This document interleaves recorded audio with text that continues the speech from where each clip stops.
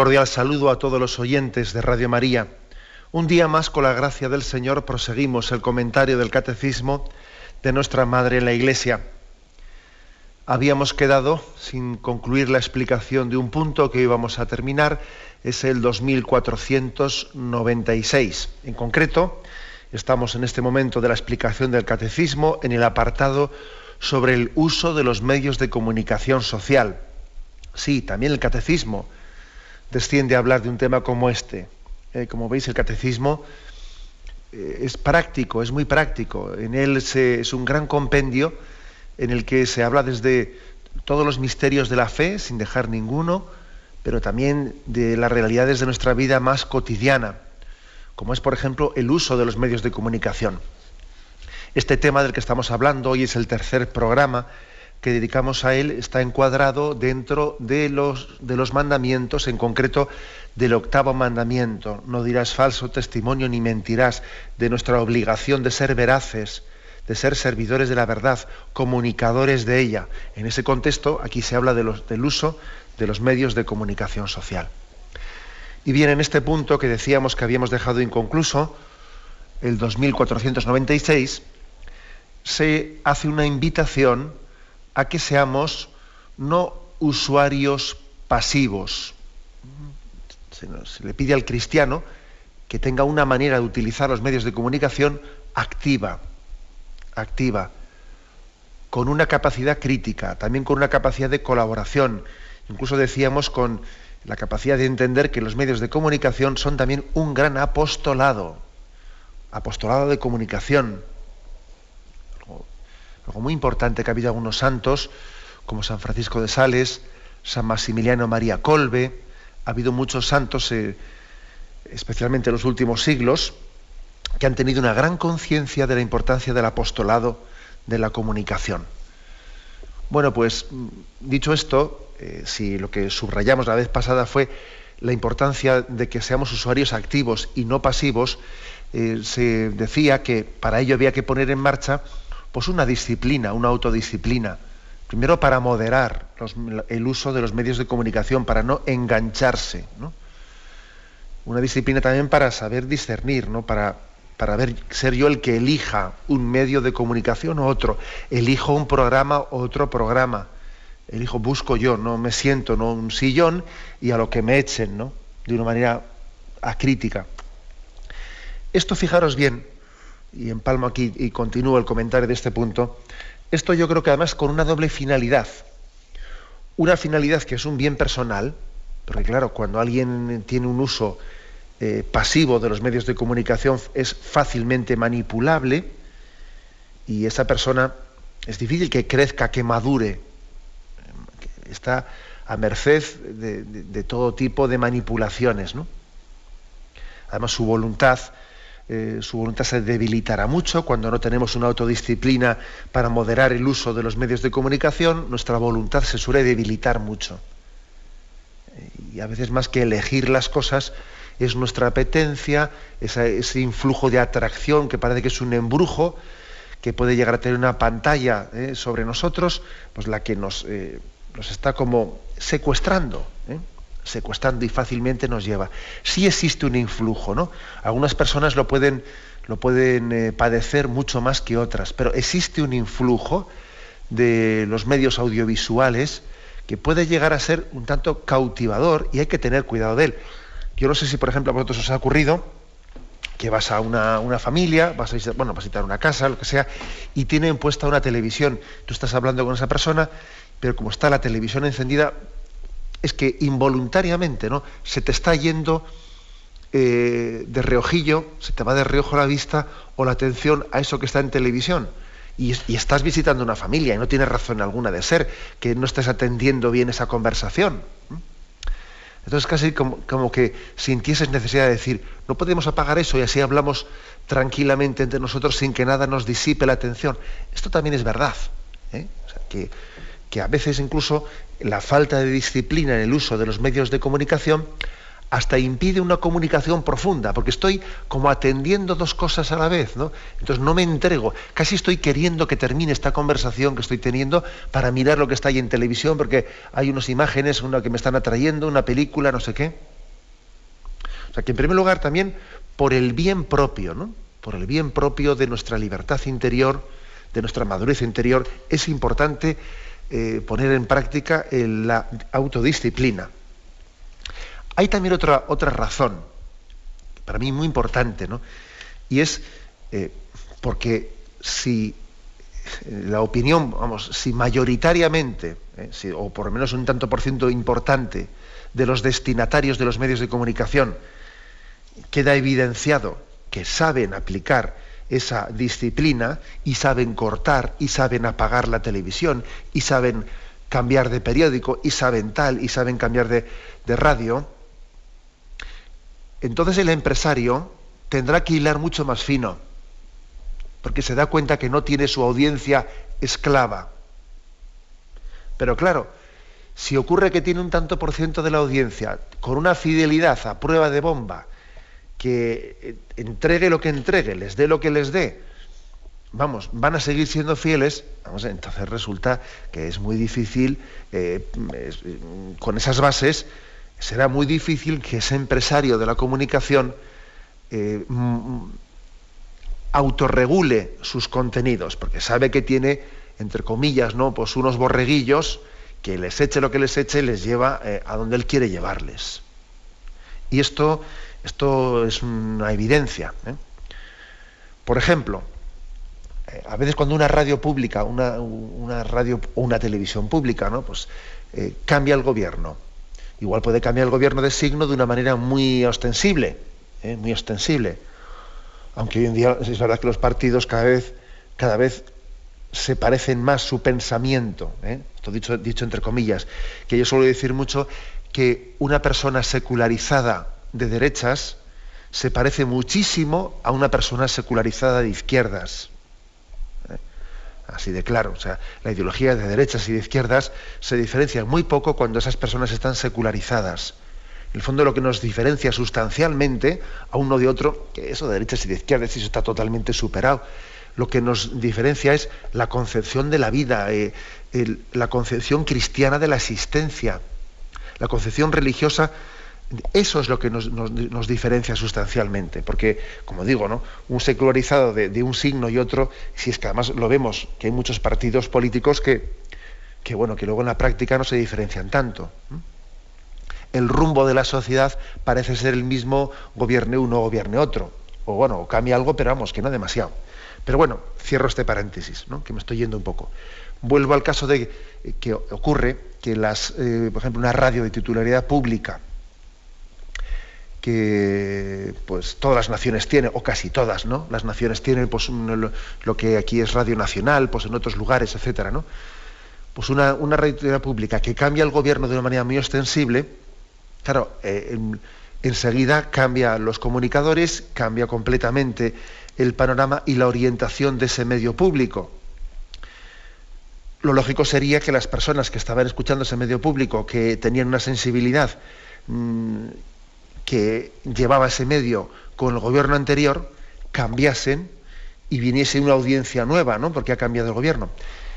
Pero algunas habrá, claro, pero no va a ser así, porque es que va a haber como un tanto por ciento altísimo de personas que digan, no, es que yo siempre esta radio la he escuchado desde pequeño, es que desde pequeño en mi familia hemos escuchado esto, y entonces existe una especie de incapacidad crítica que puede hacer que el comunicador tenga pues una audiencia, entre comillas, esclava. Y eso no ayuda nada a que pues el que comunica tenga una capacidad más crítica y mejore su producto, porque ve que tiene pues una audiencia demasiado fácil. O sea, que quiero decir con esto que nosotros tenemos una obligación de practicar la disciplina y la moderación y no únicamente quejarme de que esto está mal, sino apagar la televisión, etcétera, por bien propio, por bien personal, pero además también porque es la única manera de conseguir que mejoren las cosas,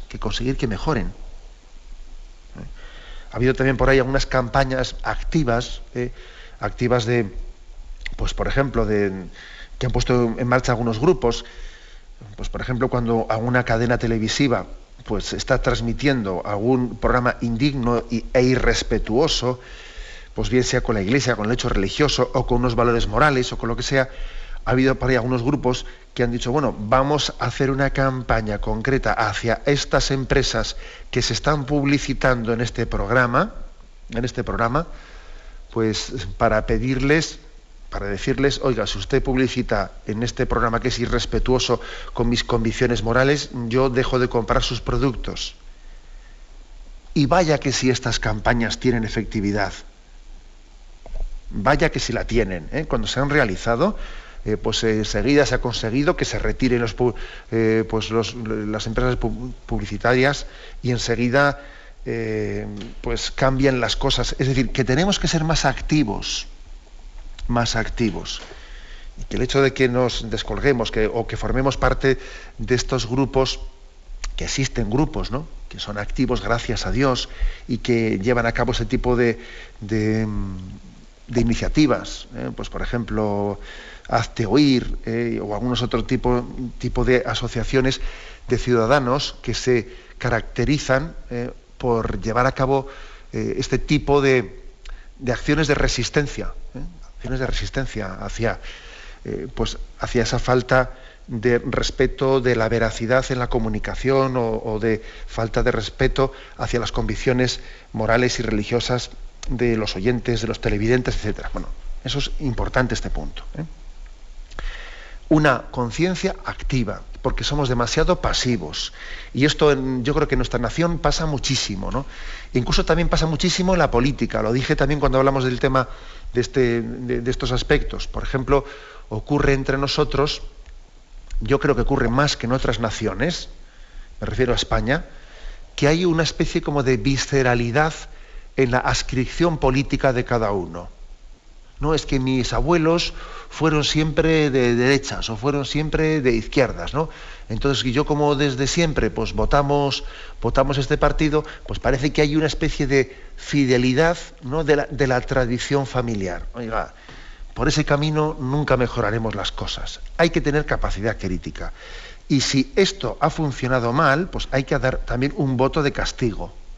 Y ahora yo, pues en estas elecciones, voy a pensar por mí mismo, voy a hacer un juicio crítico y yo tengo que discernir a tenor de los hechos que estoy viendo y a tenor también de un juicio de razón desde el que yo tengo que mejorar las cosas. No con una adscripción que viene desde siempre y es totalmente pasiva y entonces yo a sumarme a la ola y allí pase lo que pase, en fin, vamos a estar siempre votando lo mismo y vamos a estar viendo la misma televisión porque claro, es que siempre lo hemos hecho y ahora ya no es tiempo para cambiar. Pues mire usted, así no se puede, así nunca mejoraremos las cosas. En resumen, aquí este punto del catecismo nos está diciendo resistencia crítica, que es que tenemos que tenerla. Os dais cuenta de que el cristianismo al mismo tiempo predica la docilidad, ¿no?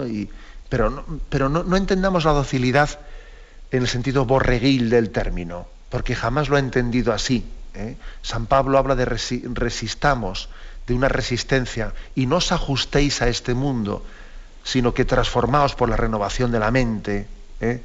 Dice Romanos 12, ¿eh? Y no os ajustéis a este mundo, tener capacidad crítica frente a él, ¿eh? Luego yo creo que tenemos una sobredosis, ¿eh?, de un poco de posicionamientos, perdonad, un poco, pues digamos, de tipo afectivo.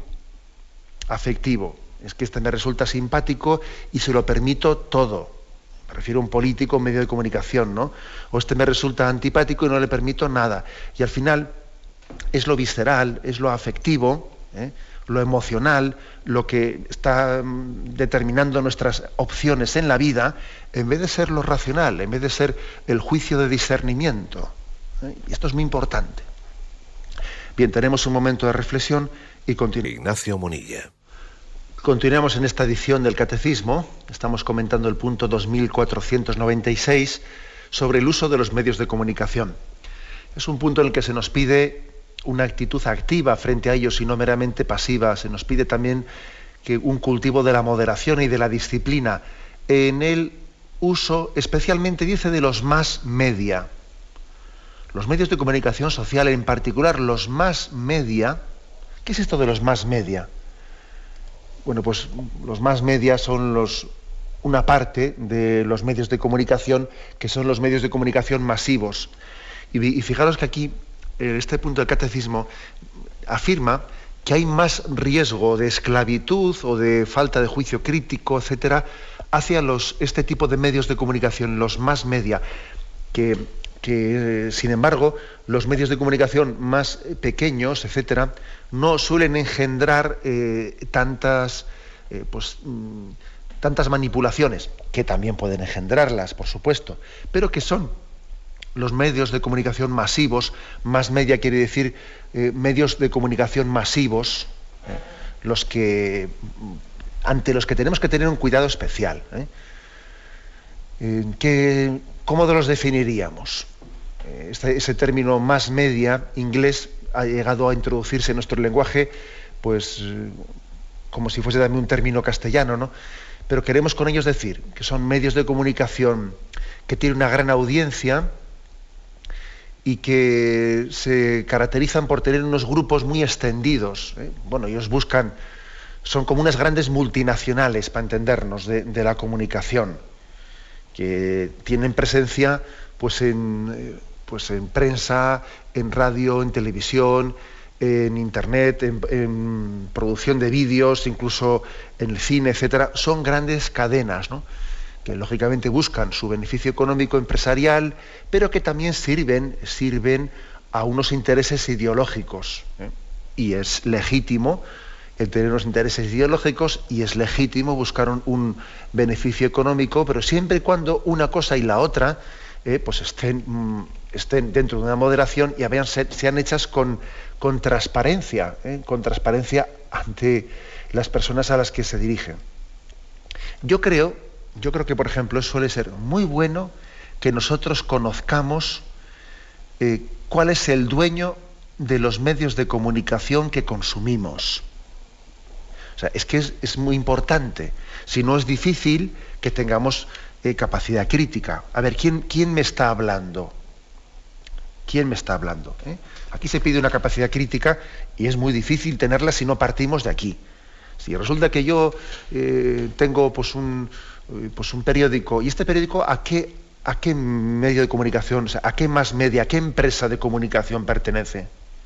Y esa empresa de comunicación, en principio, sirve también a una ideología, eso tengo que ser consciente de ello. Y no vale decir, pero si yo escucho una cadena musical, si yo estoy escuchando así, sí, pero las cadenas musicales también están dentro de unos grupos, de unos más media, entonces no seas ingenuo. También la elección de la música no es inocua, no es inocua. O sea, existe también, hay un tipo de música ligada a unas determinadas ideologías, etcétera, hasta una cadena musical, o un grupo, o un periódico deportivo. Sí, pero ese periódico deportivo, que en principio el deporte, sí, de acuerdo, en principio el deporte parece que es una cuestión así que no tiene nada que ver con la ideología, pero en la manera de presentar muchas cosas en un periódico deportivo, en la manera, por ejemplo, de respetar el tema de la pureza, en la manera de hablar, formas de hablar, de utilización del lenguaje, etcétera, al final las ideologías van a ir marcando. Entonces, es importante que nos demos cuenta de ver qué grandes grupos empresariales existen. Hay que ser conocedor de ello. Pues eso, tenemos que conocerlo. Pues yo qué sé, pues en España existe Vocento, el grupo Prisa, el otro, etcétera. Todo eso tiene que ser conocido por nosotros. No podemos consumir cosas sin saber quién es el dueño que nos la está dando. Porque no digo por sembrar la sospecha por principio, no, pero es que es importante también entre nosotros, cuando establecemos relaciones personales, preguntamos por esa persona. Oye, ¿qué sabes de esa persona y tal, que va a ser profesor de mi hijo? ¿Y qué hay de ella y tal? ¿De qué familia es? Esas preguntas, yo creo que no son indiscretas ni indebidas, pues es justo que las hagamos, ¿no? Bueno, pues lo mismo también en los grupos de comunicación. Si no seríamos ingenuos si no hiciésemos tal cosa. Bien, ya hay un punto más, hay un punto más en este punto que estamos concluyendo, una frase más quiero decir. han de formarse con conciencia clara y recta para resistir fácilmente las influencias menos honestas. Formarse conciencia clara y recta, resistir fácilmente las influencias menos honestas.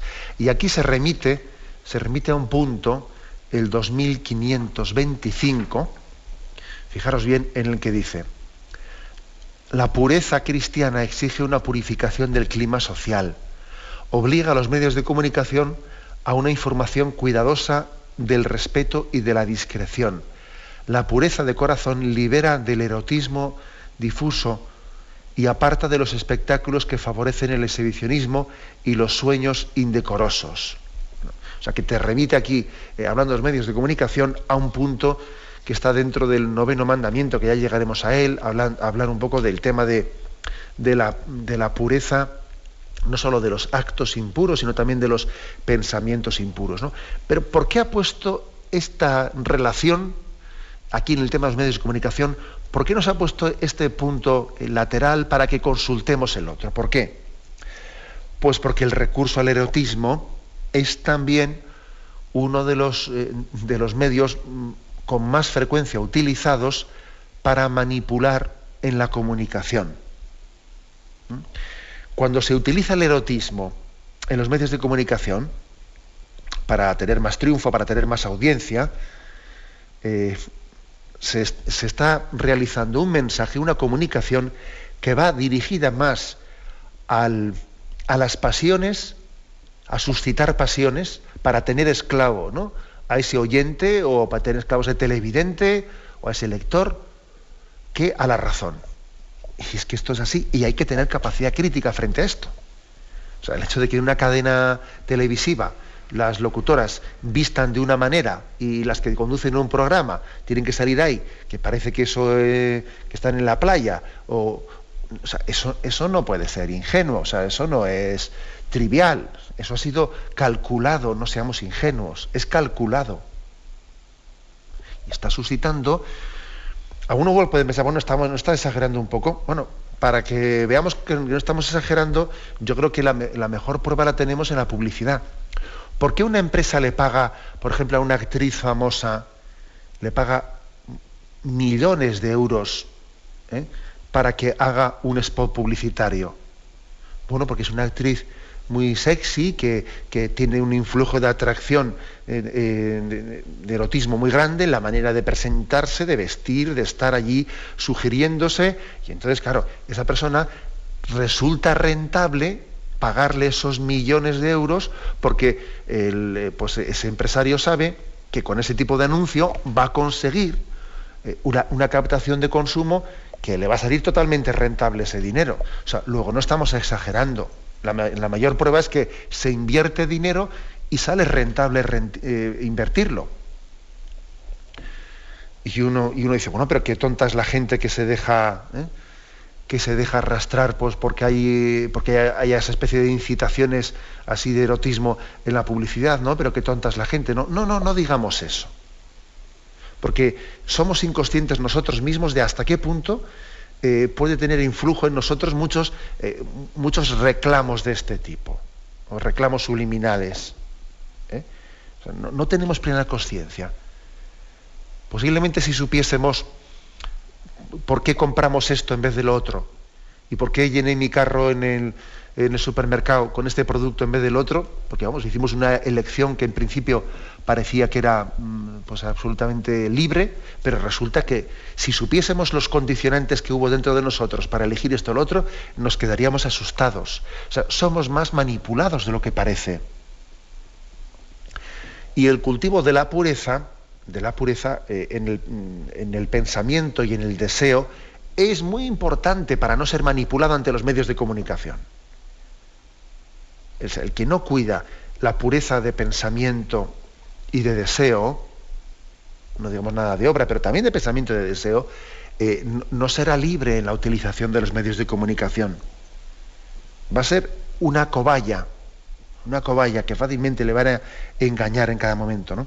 Máxime cuando a veces tenemos una utilización de los medios de comunicación en la que bajamos la guardia. Uno llega a casa cansado, se tumba en el sillón, allí pone el zapping, y allí ha bajado la guardia, y cualquier cosa que le den no está para tener una capacidad crítica, ¿no? Esto a muchos niveles, ¿no? Por ejemplo, el hecho de que un presidente de un país tenga una mujer, de repente, se divorcia, tiene todo el mundo aquí vivir su divorcio, ¿no? Se divorcia y se nos casa con una actriz o con una modelo, ¿eh? Y entonces, vamos a ver, resulta que la publicitación de ese presidente de gobierno pues es la modelo con la que se ha casado, ¿no? Y se va paseando por todo el mundo con una modelo que parece que... Pero vamos a ver, pero ¿cómo es posible que estemos todo el mundo atentos a una modelo, a lo que hace o cómo se presenta la modelo, en vez de a las propuestas concretas que haga un presidente de gobierno? Pero somos así y somos perfectamente manipulables. Somos perfectamente manipulables, ¿no?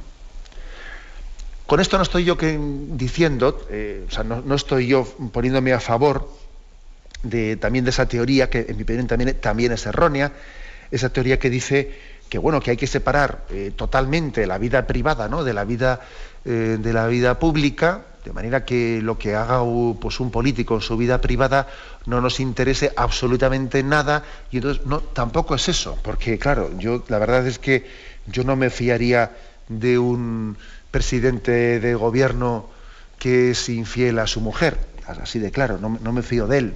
O sea, no es fiel a su mujer y va a ser fiel a todo el dinero que ponemos en sus manos y a todo el poder y la capacidad de decisión que supone ser presidente de gobierno. Pues francamente no me fío de él. Lo digo porque a veces también aquí hay dos extremos, ¿no? Un extremo es intentar llevar la vida privada a la vida pública para hacerme un espectáculo de ella y para pasearme por el mundo, pues por ahí con una mujer mía que es modelo. Oiga, usted es presidente de gobierno y esa mujer no creo que está para hacerse usted publicidad con ella, ¿no? Pero también está el extremo contrario de pensar que lo que pasa en la vida privada no tiene por qué influir en absoluto nuestro juicio, ni nuestro voto, ni nuestro nada. No, tampoco es eso, porque, como he dicho antes, hay valores en la vida que lo determinan todo. Y el que es infiel a su mujer, la verdad, yo no soy capaz de ponerle en sus manos el destino de una nación, porque, vamos a ver, no ha sido capaz de conducir el destino de su hogar, como para que seamos capaces de dimitir, entre comillas, ¿no? Que eso sí que sería una dimisión acrítica, pues a la hora de encomendarle aquello de lo que no ha sido capaz de hacer. Por eso también, resumiendo, ¿no?, y concluyo este punto 2496, es muy importante el cultivo de la pureza, porque sin el cultivo de la pureza los medios de comunicación, en ese recurso que tienen al erotismo y en una sociedad que es tan hipererotizada, están recurriendo continuamente, ¿no?, a ese factor, a esa tecla para lanzarnos mensajes subliminales que, a base además de ser tan repetidos, cada vez somos menos conscientes de que estamos recibiendo esos mensajes, pero que están influyendo. Están influyendo porque todos somos conscientes de que el ser humano pues tiene un resorte sexual que es fuerte. Y entonces, cuando no es la razón quien lo gobierna, son más bien las sugerencias externas, las pasiones, las que lo arrastran. O nos gobierna la razón y la voluntad, o nos arrastran las pasiones. Por eso, para poder ser libres, la libertad tiene un precio. El discernimiento tiene un precio. La razón bien utilizada tiene un precio. ¿Y cuál es ese precio de la libertad, etcétera? Ese precio de la libertad, entre otras cosas, es también el cultivo de la pureza. De lo contrario, seremos unos animalitos esclavos. Como cuando estábamos en el colegio y se nos enseñaba cómo a los ratoncitos, cuando se les daban descargas eléctricas, iban enseguida aquí a comer, y cuando se les hacía otro tipo de influencias externas, ¿no?, o un sonido, ese sonido enseguida les viene a engendrar pues jugos gástricos, etcétera. Ese tipo de experimentos, que si el de Pavlov, etcétera, ese tipo de experimentos los están haciendo con nosotros los medios de comunicación. si no tenemos la libertad y el dominio y el señorío que el Señor quiere que tengamos, ¿no?, de nosotros mismos y de nuestras pasiones. Tenemos un momento de reflexión y continúa esta edición del Catecismo de la Iglesia Católica en este comentario del tema de los usos de los medios de comunicación, pasando al punto siguiente, que es el 2497. Dice así: por razón de su profesión en la prensa, sus responsables tienen la obligación en la difusión de la información de servir a la verdad y de no ofender a la caridad. Han de esforzarse por respetar con una delicadeza igual la naturaleza de los hechos y los límites y el juicio crítico respecto a las personas. Deben evitar ceder a la difamación. Bueno, continuamos un poco con este mismo tema, como veis. Es decir, hay una obligación moral de procurar una información veraz y de no ofender la caridad. Porque fijaros, si a todos nos obliga el tema del respeto a la fama del prójimo, y si la calumnia y el juicio temerario pues son un pecado que puede ofender muy gravemente, claro, esto trasladado a un medio de comunicación todavía es mucho más.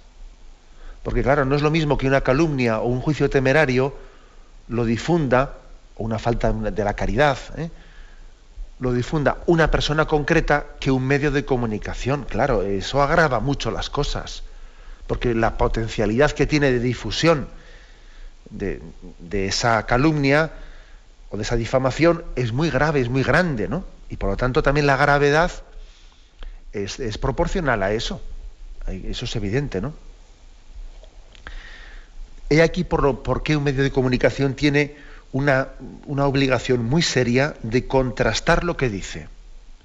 Y tiene que estar muy alerta ante el riesgo de publicar noticias sin contrastarlas.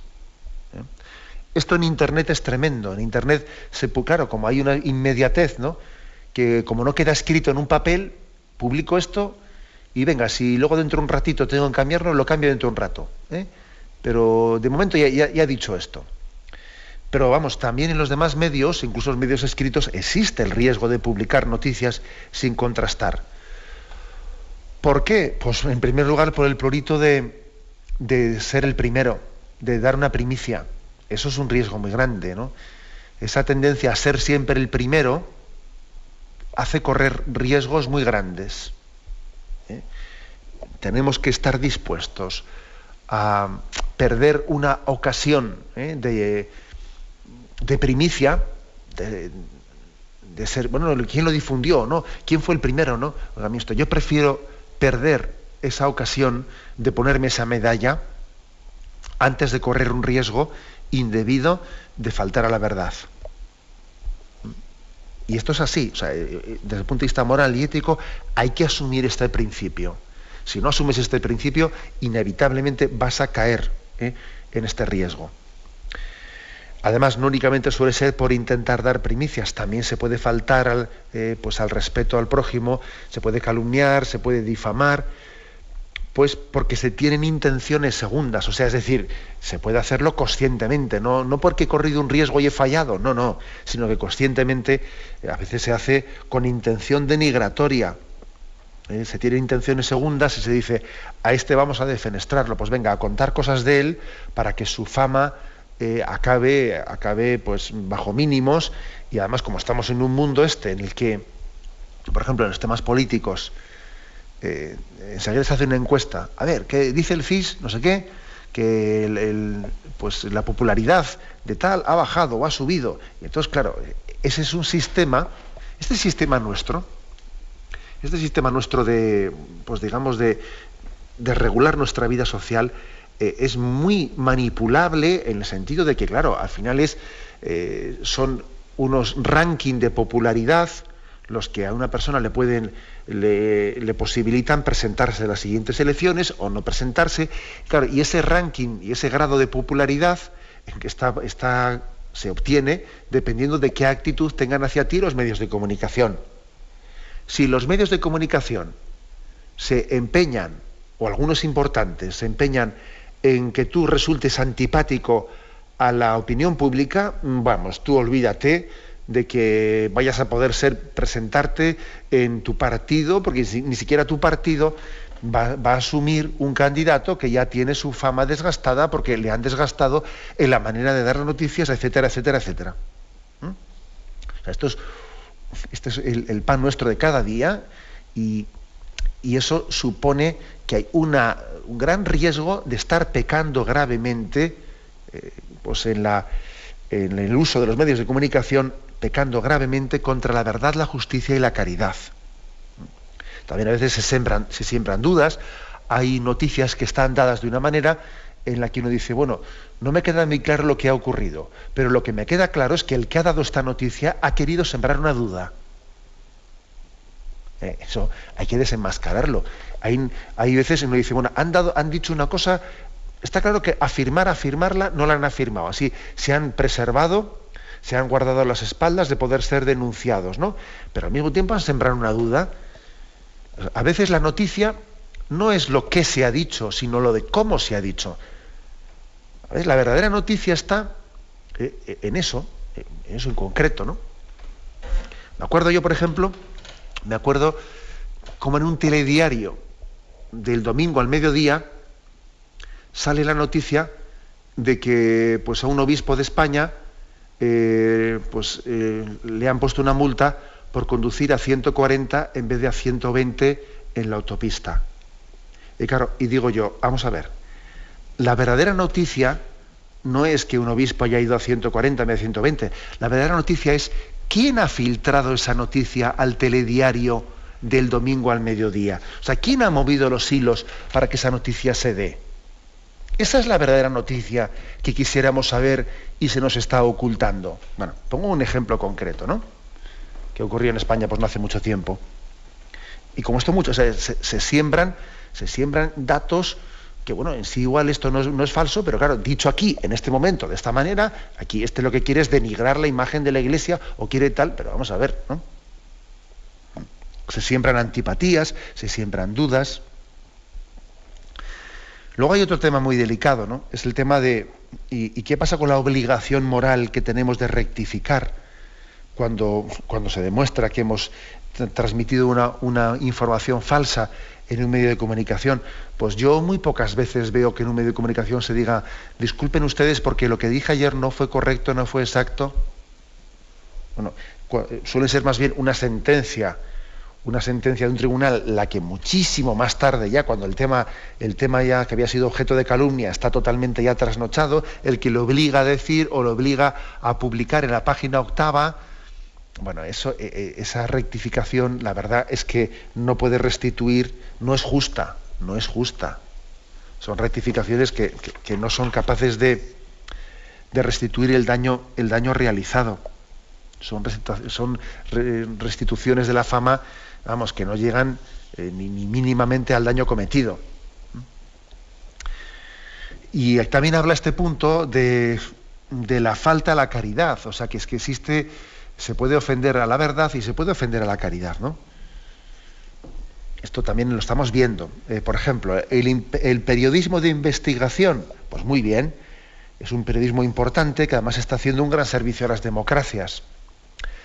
Pero es que del periodismo de investigación a la búsqueda, a ser sembradores de sospechas, ¿no? en que se está uno metiendo en la vida familiar del otro, a ver si su hijo, a ver si no sé quién, a ver si su cuñado, vamos a ver, no confundamos el periodismo de investigación con una especie de necesidad de búsqueda de marrones unos al prójimo, ¿no? Yo la verdad es que, medio en bromas, he dicho por ahí que yo prohibiría en vísperas de campañas electorales, es que prohibiría en vísperas, o sea, en víspera de las votaciones, en plena campaña electoral, es que prohibiría la publicación de este tipo de noticias que el otro le busca, pero no nos damos cuenta que estamos hurgando, que eso no es periodismo de investigación. Solamente el hecho ya de que se ha hecho en un momento determinado ya tiene toda una intencionalidad que es evidente, ¿no? Otro tema más, el tema de las caricaturas y de la utilización del tema del humor también puede ser un lugar en el que se falte a la caridad.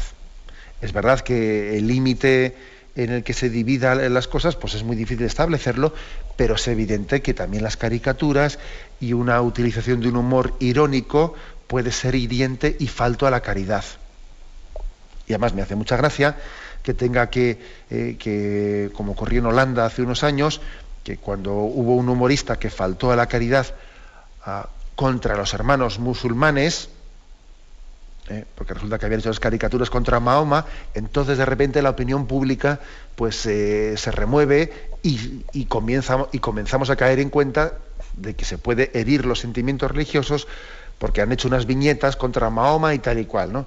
Pero bueno, es que eso está ocurriendo de continuo, pues con todos los valores de la cultura cristiana.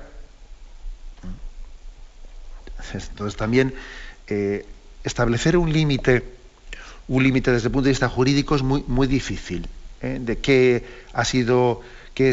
entra dentro de la libertad de expresión y que ha sido ya una ofensa contra el derecho a que me respete mi dignidad, ¿no?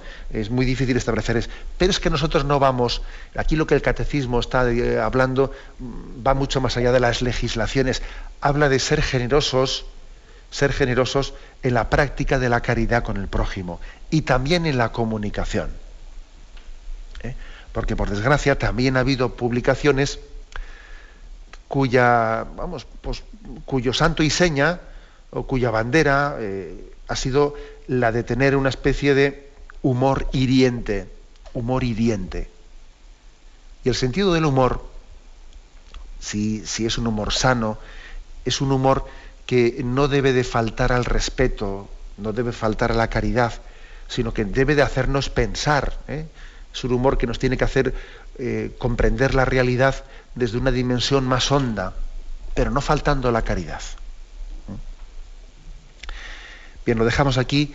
Hemos concluido con este punto 2497 y damos paso a la intervención de los oyentes. Podéis llamar para formular vuestras preguntas al teléfono 917-107-700.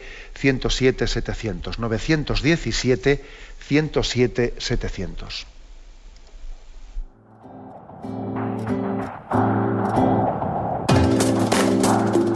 Estos voluntarios que dan su tiempo generosamente en el día a día. Un cordial saludo a todos los oyentes de Radio María. Un día más, con la gracia del Señor, proseguimos el comentario del Catecismo de nuestra Madre la Iglesia.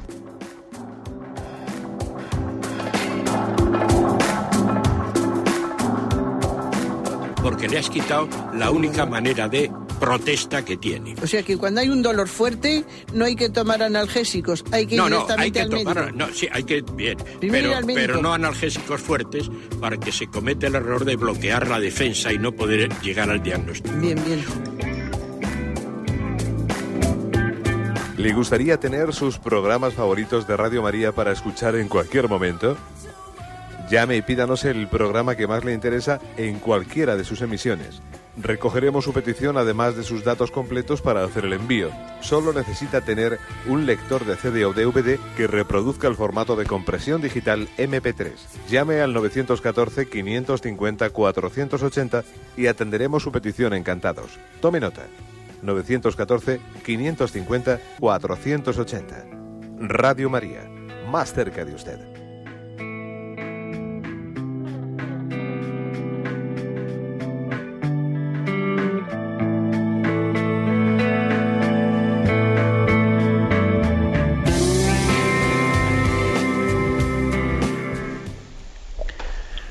Sí, buenos días, ¿con quién hablamos? Buenos días. Buenos días, adelante. Mire, soy Teresa, de Madrid. Adelante. Solamente llamaba para decir cómo se manipuló una noticia hace un tiempo.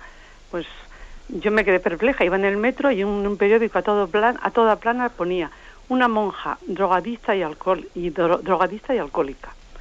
Y después, pasado un tiempo, yo veo en una revista católica que una drogadicta alcohólica se había metido a monja. Entonces, cuando lo veí en el periódico me quedé perpleja, digo, esto es imposible. Claro, y después, cuando lo vi en una revista católica, pues dije, ¿cómo se falseaba una noticia? Y desde entonces he visto cómo se van manipulando las noticias en contra de la Iglesia Católica y en contra de todo lo religioso. Ya. Solamente era eso, padre. Pues sí. Pues es un ejemplo concreto, porque claro, pues que una chica que haya tenido problemas con el alcohol y con la droga, haya podido darle la vuelta a su vida, haya tenido una conversión y haya pues regenerado sus hábitos de vida, y haya recibido la vocación religiosa y haya llegado a ser religiosa, es una noticia gozosa, gozosísima, ¿no? Es un testimonio precioso. Pero claro, si tú la manipulas y le das la vuelta y dices, una monja drogadita y alcohólica, oiga, usted está cambiando totalmente la noticia, la está deformando plenamente, ¿no? Bien, y esto la verdad es que somos testigos. Yo creo que los obispos estamos siendo testigos de cómo tienes que medir verdaderamente las cosas, porque sabes que en determinados medios de comunicación van a sacar una palabra que tú hayas dicho en otro contexto, la van a sacar y la van a... O sea, esto lo estamos viendo día a día, ¿eh? Que tenemos que tener un cuidado, y aún así, teniendo el cuidado, es imposible librarte de ser manipulado en determinadas ocasiones, ¿no? Pero ya, fijaros, ya es quitar libertad de expresión, porque cuando alguien tiene que autocensurarse tanto para que no sea manipulado, cuidado, que si digo esto, igual sea manipulado, o sea, es decir, el hecho de que haya que tener tanta vigilancia contra la manipulación ya es una limitación de la libertad de expresión, ¿eh? Ya es una limitación. Bueno, adelante, vamos a un siguiente oyente. Buenos días. Buenos días, padre. Sí, le escuchamos. Soy Isabel de Madrid. Adelante, Isabel. Y muchísimas gracias por sus enseñanzas, eso es lo primero. Y quería decirle que el domingo vi en la televisión la misa que se retransmite por la mañana todos los domingos, pues una cosa que me extrañó tanto, que bueno, que también se hace en muchísimas iglesias. Y yo creo que a los obispos les corresponde a los sacerdotes llamarles al orden, porque en lugar de elevar y decir el cuerpo de Cristo, pues se lo dan como caramelos, de la copa a la boca, como si fueran caramelos. Me parece horrible, porque hay que elevar y decir el cuerpo de Cristo, para que el otro llegue, amén. Pues horrible, ¿eh? Pues eso a nivel de televisión, que lo ha visto pues toda España, porque era desde Alcahuendas, me parece. Pero es que en las demás iglesias también pasa esto. Y yo creo que es cosa de los obispos de decirles a los sacerdotes que tengan esa delicadeza de elevar y decir el cuerpo de Cristo, para que la persona que va a comulgar diga amén, ¿o no? Pues mire, yo creo que es cierto que es importante distribuir la comunión, ¿no? Pues con esa delicadeza en la que se muestra para la adoración y luego se da para comulgar. Pero igual también permítanme que le diga una cosilla. Yo creo que también, vamos a ver, es importante hacer bien las cosas, pero también es importante no indignarnos desmedidamente por las cosas, ¿eh? Lo digo porque igual, si me permite, en este clima de corrección fraterna que tenemos en Radio María, ¿no? Pues que eso sea indignante, etcétera, como dice usted, hombre, vamos a ver, pues hay que corregirlo, ¿no? Hay que corregirlo, pero yo creo que calificarlo de indignante, etcétera, puede ser excesivo, ¿eh? O sea, me parece que tenemos que corregir las cosas, pero también sin matar las pulgas a cañonazos, ¿eh? Porque eso también no nos ayuda mutuamente, ¿eh? No nos ayuda. Las correcciones, cuanto más serenas son, más eficaces suelen ser. Cuando una corrección es un poco indignada, suele tener menos fruto en la corrección, ¿eh? Lo digo un poco para que también veamos el estilo en la forma de hacer las correcciones. Adelante, nos pasa una siguiente llamada. Buenos días. Buenos días, señor, soy Mercedes de Alicante. Adelante. Que le oigo todos los días, y el tema de hoy, pues la verdad es que es muy interesante, porque está haciendo mucho daño a la humanidad, pero yo quiero hablarle de otro tema. Quiero hablarle del tema de la Eucaristía, aunque la señora anterior ya ha dicho algo, pero mi tema es otro. Mi tema es, mire usted, estoy muy apenada porque soy una persona que amo mucho al Señor con todo mi corazón y toda mi alma. Entonces, estoy llorando porque me emociono. Entonces me da mucha pena ver que el Santísimo tiene a veces en algunos sitios una lamparilla eléctrica de esas que hacen, ¿cómo se llama eso? Que hacen que tiene como si fuera una intermitencia, y eso no es. Al Santísimo no hay que tenerlo así, hay que tenerlo bueno, al Santísimo, el sagrario, porque en este momento estoy hablando de un sagrario, pero está el Santísimo allí, no es puesto. Entonces, Monseñor, Me da mucha tristeza ver eso, con una lamparilla eléctrica, Señor, por favor, ¿dónde vamos a llegar? ¿Dónde no vamos a llegar, Monseñor? Y también otra cosa, que mire usted, esto se ha hablado mucho ya, de esto se ha hablado mucho ya, pero todo lo que se habla es poco. La comunión en la mano está permitida cómo y de qué manera. Entonces, yo tengo la historia de la comunión en la mano, lo que ahora mismo no la voy a decir porque no la encuentro, la tengo a mano. Pero resulta una cosa, que es que ya están haciendo un disfraz, una cosa horrible de la comunión en la mano, ya parece que no sea Dios, se le van lamiendo la palma de la mano por el camino, la cogen y le echan la mano al bolso, se sacuden. Mire usted, sería un milagro sería que tanta comunión en la mano no cayeran partículas al suelo, y eso es Dios el que estamos pisoteando. Permíteme que le corte porque tenemos poquito tiempo, tenemos que intentar ser breve en las intervenciones. Bueno, pues vamos a ver, yo también igual le digo un poco lo mismo que el oyente anterior. Vamos a ver, a mí me parece que a veces podemos ser tentados de llevarnos unos berrinches y unos disgustos por algunas cuestiones que son, o sea, que no tienen ese grado de importancia. Vamos a ver, que la lamparilla sea eléctrica o la lamparilla sea de cera, ese es un tema que no nos puede quitar la paz y no puede ser motivo de, yo diría, ni siquiera de turbación interior. ¿Me explico? No puede ser motivo de turbación interior. Además, según tengo entendido, que ya lo certificaré, pero entiendo que está explícitamente autorizada por la Iglesia. Está explícitamente autorizada, como también está autorizada la comunión en la mano. Que a veces se comulga mal en la mano, eso es verdad. Que yo más de una vez, cuando distribuye la comunión, ves que a veces es más fácil comulgar mal, me refiero con una falta exterior de respeto, cuando se comulga con la mano que cuando se comulga la boca. O sea, hay más riesgo de una comunión poco respetuosa. Pero eso no quiere decir que no se pueda comulgar bien en la mano. Entonces, si la Iglesia lo ha autorizado, no hagamos una cruzada contra ello, pues porque tiene la autorización de la Iglesia. Quiero decir lo siguiente. Vamos a ver, nuestra preocupación, me refiero en el sentido hondo de la palabra, hay que reservarla para los temas claves e importantes. No puede ser que uno gaste sus cartuchos principales hablando de que si hay que quitar la comunión en la mano o hay que poner la lamparilla de aceite. No puede ser. Los cartuchos principales de la vida, ya me entendéis lo que quiere decir cartuchos, mis energías principales, tengo que gastarlas en las cuestiones fundamentales y determinantes, ¿no? Y no en cuestiones tan, digamos, mínimas, que es que además posiblemente cuando alguien, fijaros, cuando estamos queriendo colar un mosquito, luego nos tragamos un camello. Luego hay que discernir, ¿no? En la manera en que abordamos los problemas tiene que haber una jerarquía, no podemos matar pulgas a cañonazos y luego, sin embargo, estar cuestiones mucho más determinantes obviándolas o dejándolas arrinconadas. Bueno, permitidme que dentro de este ambiente que tenemos en Radio Familia, en Radio María, en el que todos queremos ayudarnos y corregirnos y educar nuestra sensibilidad, diga también esto, porque me parece que es importante.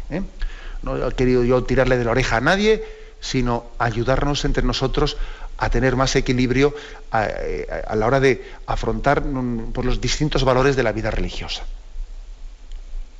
Me despido con la bendición de Dios Todopoderoso, Padre, Hijo y Espíritu Santo. Alabado sea Jesucristo.